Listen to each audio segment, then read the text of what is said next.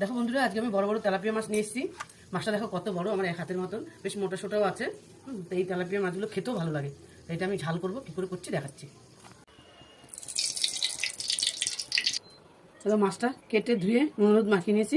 এবার আমি ভাজতে দিচ্ছি। তেলটা গরম হয়ে গেছে, এবার এক এক করে মাছগুলো দিয়ে দেবো।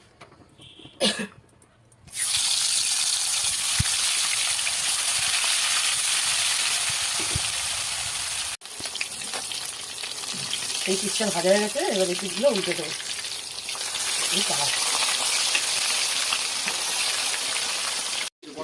বন্ধুরা তোমরা দেখো, এই মাছটাকে আমি উল্টে দেখেছি, মাছটা কড়াই থেকে উল্টে গেছে।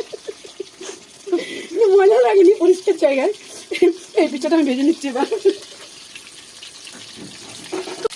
মাছগুলো ভাজা হয়ে গেছে, এবার তুলে নিচ্ছি। মাছগুলো এইভাবে এক এক করে ভেজে নিচ্ছি।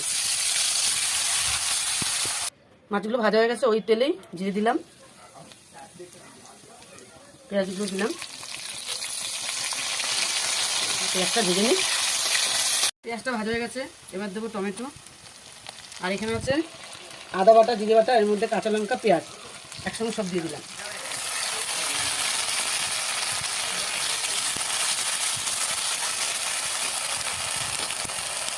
হলুদের গুঁড়ো, লঙ্কার গুঁড়ো, আর দেবো লবণ, আর একটু হাত ধোয়া জল দিয়ে এটাকে ভালো করে কষাবো। দেখো মশলাটা পুরো ভালো মতন কষানো হয়ে গেছে। এবার আমি এখানে আলুটা দিয়ে দেবো। এই যে সিদ্ধ হালকা একটু সেদ্ধ করে রেখেছিলাম, এই আলুটা দিয়ে দিচ্ছি।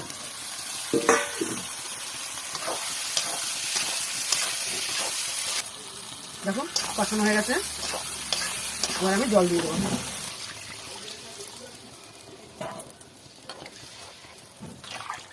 এবার একটু ফুটে উঠুক, তারপরে আমি মাছগুলো দিয়ে দেবো। আমি মাছ দিচ্ছি, এক এক করে সব মাছগুলো দিয়ে দেবো।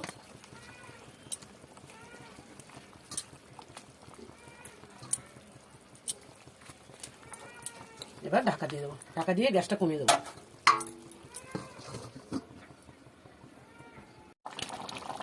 দেখো আমার মাছের ঝোলটা হয়ে গেছে, এবার আমি ধনেপাতা দিয়ে নামাবো।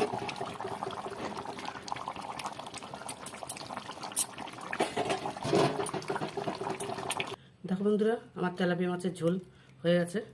খুব সুন্দর হয়েছে দেখতে কালারটা, কিন্তু আমি বেশি টলটলে ঝোলও করিনি, আবার মাখা মাখাও করিনি, মিডিয়াম করেছি। দেখো তোমরা, টলটলে ঝোলো না আবার ইও না।